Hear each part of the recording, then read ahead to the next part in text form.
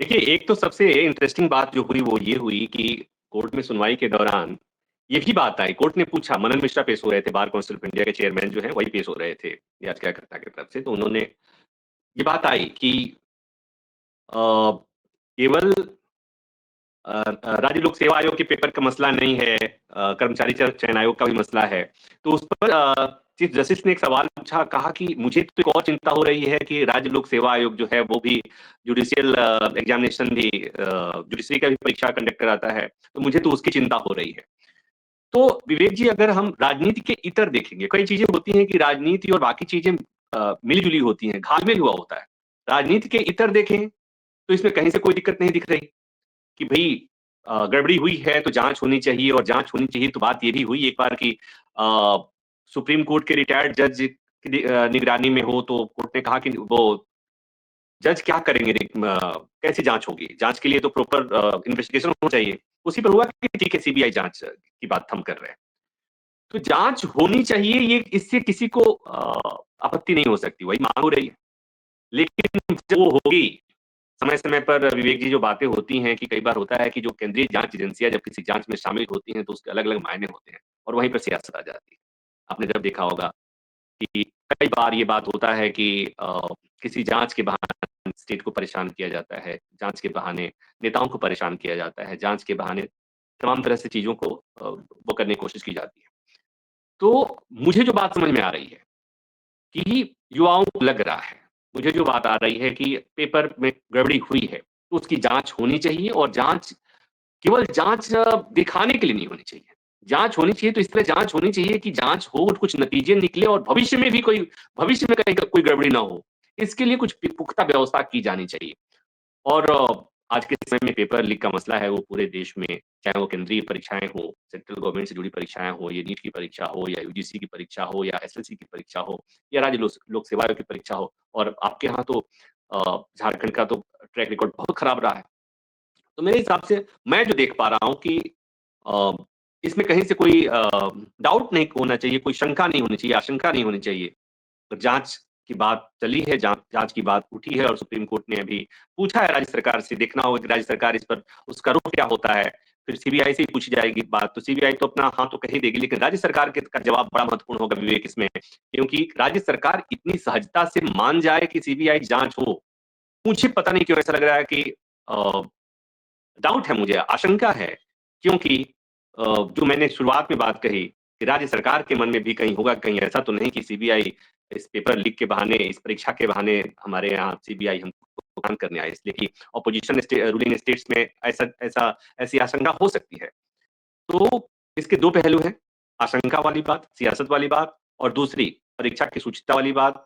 तो परीक्षा की शुचिता वाली बात जहाँ तक है, उसके लिहाज से देखा जाए तो अच्छा है अगर जाँच होती है, सीबीआई की जाँच होती है।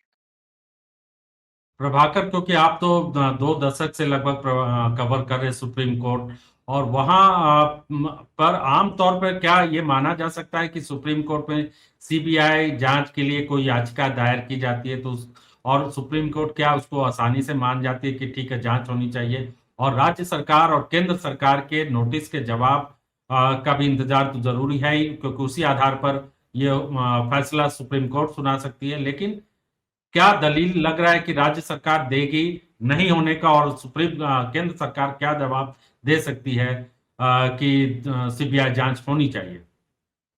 विवेक, ये जो अभी हुआ है ये बहुत ही बेसिक इनिशियल प्रक्रिया है, लीगल प्रक्रिया है। लीगल प्रक्रिया में बस इतना होता है कि अगर याचिका आती है तो उस याचिका पर कई बार स्ट्रेट अवे कोर्ट मना कर देता है कि इसके लिए आप हाई कोर्ट में जाइए, और कई बार कोर्ट एंटरटेन करता है। अब यहाँ इस मसले को समझने की जरूरत है कि चूंकि झारखंड का मसला है वो बहुत ही ग्रेव है, बहुत गंभीर है, और अभी-अभी आंदोलन चल रहा था, आंदोलन अभी भी चल ही रहा है, और ये बात कोर्ट के संज्ञान में लाई गई। कोर्ट के सामने बात कही गई कि आंदोलन चल रहा है। तो ऐसे में कोर्ट के पास और विकल्प नहीं था। बहुत ऑनेस्टली बात बताऊं कि कोर्ट के पास इस मसले में विकल्प नहीं था कि कोर्ट कहे कि हम सुनवाई नहीं करेंगे, या कोर्ट कहे कि आप यहाँ क्यों आ गए, हाई कोर्ट क्यों नहीं चले गए। इसलिए कि जजेज किसी दूसरी दुनिया के तो आते नहीं है, वो भी देख रहे हैं कि झारखंड में क्या हो रहा है, वो भी देख रहे हैं कि किस तरह से प्रोटेस्ट चल रहा था, ये भी देख रहे हैं कि वहां पर किस तरह से लाठीचार्ज हुई। तो जजेज को सारी चीजें पता है, तो इसलिए कोर्ट ने सुनवाई की, और कोर्ट ने अपनी चिंता जताई जब मैंने कहा कि कोर्ट ने जब ये कहा कि जुडिशियल एग्जाम भी राज्य लोक सेवा ही लेता है, मुझे चिंता हो रही है। तो इसको अ, अभी जो नोटिस हुआ है ये कानूनी प्रक्रिया जो लीगल प्रोसेस है, उस प्रोसेस का पहला हिस्सा है। अब इसमें स्टेट गवर्नमेंट अपना जवाब दाखिल करेगा, सीबीआई से पूछा जाता है, इसलिए कि सीबीआई से इसलिए पूछा जाता है कि भाई जाँच आपको करना है। तो अमूमन जाँच एजेंसियाँ मना नहीं करती हैं। दूसरा ये कि स्टेट गवर्नमेंट सामान्यतया ऐसे मामलों में जब रूलिंग केंद्र और राज्य की सरकारें अलग-अलग होती हैं, तो राज्य सरकारें बहुत आसानी से सीबीआई जाँच के लिए, केंद्रीय एजेंसी की जाँच के लिए तैयार नहीं होती हैं राज्य सरकारें। तो यहाँ पर भी राज्य सरकार की तरफ से ये दलील दी जाएगी, राज्य सरकार की तरफ से कहने की कोशिश की जाएगी कि हम जाँच करेंगे, हम जाँच कर रहे हैं, हमारी एजेंसी जाँच करेगी, हम अपनी तरफ से कमिटी गठित कर देंगे। स्टेट गवर्नमेंट बहुत आसानी से इस बात को स्वीकार कर ले कि सीबीआई जाँच हो ही, मुझे डाउट है। और ऐसे मामलों में सामान्यतः दलीलें यही दी जाती हैं कि जाँच करने के लिए सक्षम है, हमारी मशीनरी वो है, हम एसआईटी बना दे रहे हैं, हम जाँच करा दे रहे हैं इसमें या हमारी पुलिस जाँच कर लेगी। यही तरीका होता है, यही बातें होती हैं। इससे ज़्यादा राज्य सरकार के पास कहने कुछ होता नहीं है। हाँ, ये बहुत एक्सट्रीम है जैसे मैंने पहले कहा, ये बहुत एक्सट्रीम है कि राज्य सरकार की तरफ से ये बात कहे कि सीबीआई जाँच उन्हें भरोसा नहीं है, ऐसा नहीं कह सकते। और ये भी कि सीबीआई के अधिकारी वहाँ जाएँगे या सीबीआई की जाँच होगी तो हमें परेशान किया जा सकता है। इस स्टेज पर मुझे नहीं लगता है कि स्टेट गवर्नमेंट ये बात कहे। तो ये देखना पड़ेगा विवेक कि राज्य सरकार का रिस्पॉन्स क्या होता है। जैसे मैंने कहा राज्य सरकार बहुत आसानी से नहीं लेगी, सीबीआई जाँच के लिए तैयार नहीं होगी। जी, लेकिन इसमें एक सवाल ये है कि देखिए जो जुडिशियल सर्विस का भी रिक्रूटमेंट ऑफ सिविल जज जूनियर डिवीजन एडवर्टीजमेंट नंबर 22/2023 2023 में एक एग्जाम हुआ, उसको भी रद्द कर दिया गया और एग्जाम क्या उसमें नियुक्तियां हो चुकी है। तो जुडिशियल सर्विस का भी एग्जाम इस पे लिया है, तो कोर्ट के लिए ये भी एक चिंता का विषय होगा कि देश के एक राज्य में जुडिशियल सर्विस के एग्जाम में भी इस तरह से घपला हुआ कि राज्य सरकार ने खुद रद्द किया है। तो इसलिए एक बड़ा बिना ये मान सुप्रीम कोर्ट के पास भी होगा कि इसकी जांच प्रॉपर जांच होनी चाहिए, कहीं गड़बड़ी ना हो, हाँ, इसलिए भी। जैसा मैंने कहा ना कि कोर्ट ने ये जब पूछा तो उसमें जैसे सूर्यकांत ने एक बात ये बात कही थी कि हमें तो उस जुडिशियल सर्विसेज की चिंता हो रही है। मतलब ये कि बाकी चिंता तो चिंता है ही, लेकिन ये हमारा मसला है। जुडिशरी का मसला हमारा मसला है। अगर वहाँ पर गड़बड़ी हुई है, तो और ये एक वजह ऐसी वजह है विवेक जहाँ पर मुझे लगता है कि कोर्ट अलग ढंग से इस मसले को देख रहा है और प्रोएक्टिवली देखेगा इसको इसलिए कि जुडिशरी से जुड़ा मसला जहाँ होता है तो कोर्ट के जब जजेस के एंटीना जिसको बोलते हैं ना कि जजेस का एकदम वो खुल जाता है कि भई हमारा मसला है, इसमें तो कोई गड़बड़ी नहीं होनी चाहिए। तो जुडिशरी से मसला होने के बाद कोर्ट प्रोएक्टिव होगा और हालाँकि इस मामले में जैसे कोर्ट ने नोटिस जारी किया, मैंने कहा कि ये बहुत ही बेसिक प्रक्रिया है। जवाब आएगा, जवाब दाखिल होगा, जवाब में वो विरोध करेंगे, उसके बाद से अ, इधर से याचिकाकर्ताओं की तरफ से उनका काउंटर किया जाएगा। लेकिन कुल मिलाकर डिपेंड करता है सुप्रीम कोर्ट पर ही और सुप्रीम कोर्ट को अगर लगता है कि राज्य में परीक्षाओं में गड़बड़ियां हो रही हैं और लगातार गड़बड़ियां हो रही हैं, राज्य के गठन से लेकर अब तक बहुत गड़बड़ियां हो रही हैं, लोग सड़कों पे, बच्चे सड़कों पर हैं, तो मुझे लगता है कि यहाँ पर मुझे जो मैं देख पा रहा हूँ, वो देख पा रहा हूँ कि सुप्रीम कोर्ट इस मसले में हालाँकि कहा जाता है कि सुप्रीम कोर्ट के फैसले को प्रिडिक्ट नहीं कर किया जाना चाहिए, नहीं करना चाहिए, न्याय के मार्ग में बाधा होता है इसलिए हाँ, तो लेकिन जो मैं देख पा रहा हूँ, मेरा अनुभव कह रहा है कि इस मामले में मैं सीबीआई जाँच देख पा रहा हूँ। जी, निश्चित तौर पे ये जिस तरह से, क्योंकि हम लोग सबको मालूम है कि सुप्रीम कोर्ट की रिपोर्टिंग करते वक्त, उनके बारे में बोलते वक्त पत्रकारों को खास तौर से सावधानी बरतनी चाहिए। कई बार फैसला के बारे में जो हो सकता है कि मालूम भी हो कि ऐसा आ सकता है, लेकिन बचकर बोलना होता है कई तरह के, और आज के दौर में तो खास तौर से। लेकिन फिर भी क्योंकि मामला विवादित है, मनन कुमार मिश्रा जान ही रहे कितना विवाद अभी हाल में हुआ उनको लेकर, वो खुद खड़े हैं झारखंड सरकार के खिलाफ, एक जो याचिका झारखंड सरकार के खिलाफ ही कर मान सकते हैं इसको एक तरह से। तो वो उनकी भूमिका भी बहुत महत्वपूर्ण हो जाती है। और क्या अगर बीसीआई का अध्यक्ष इस पूरे मामले में वकालत कर रहा है, कोर्ट में खड़ा है, तो ये मामला बहुत और संजीदा हो जा रहा है। दूसरे जी। विवेक यहाँ पर मैं थोड़ा-सा डिफर करूँगा आपसे इसलिए कि मनन कुमार मिश्रा की 3 भूमिका है। हालांकि कई बार भूमिकाएं आपस में मिल जाती हैं, तो भूमिकाओं में तो घालमेल हो ही जाता है। एक बार काउंसिल ऑफ इंडिया के चेयरमैन और राज्यसभा के सांसद के तौर पर तो उसका तो घालमेल हो जाता है, तो मैं कुछ नहीं कहूंगा। लेकिन वकील के तौर पर जहां तक बात है, वकील के तौर पर इससे कोई फर्क नहीं पड़ता है कि आप बार काउंसिल ऑफ इंडिया के चेयरमैन हैं या आप कोई सामान्य वकील हैं। आप सीनियर एडवोकेट हैं, आपकी योग्यता है अगर आप केस में, तो इससे बहुत फर्क मैं नहीं देख पा रहा हूं कि इससे बहुत फर्क पड़ेगा। हाँ, दूसरी बात यह कि सामान्यतया कोई पार्टी से जुड़ा हुआ वकील पेश होता है सुप्रीम कोर्ट में, तो मसले में क्लियर होता है जो मसला उसकी पार्टी को, उसकी सरकार को सूट करता है। तो यहाँ पर ऑपोजिशन रूल्ड स्टेट का मसला है, तो उसके साथ वो खड़ा नहीं होते दिख सकते, तो वो याचिकाकर्ताओं की तरफ से खड़े हुए हैं और इसलिए भी उन्हें शायद हायर किया गया होगा, उन्हें अपीयर कराया गया होगा कि बार काउंसिल ऑफ इंडिया का चेयरमैन का एक पद होता है। और दूसरी बात ये भी कि इसी बहाने ये जो सेंटीमेंट है छात्रों के आंदोलन को लेकर के बहुत प्रोएक्टिव रहे हैं मनन कुमार मिश्रा। आपने देखा होगा जंतर मंतर पर जब छात्रों का प्रोटेस्ट हो रहा था, he was not in favour of paper leak में बच्चों का जो प्रोटेस्ट हो रहा था, वो उस समय उनके साथ नहीं खड़े, उन्होंने मुखालफत भी की।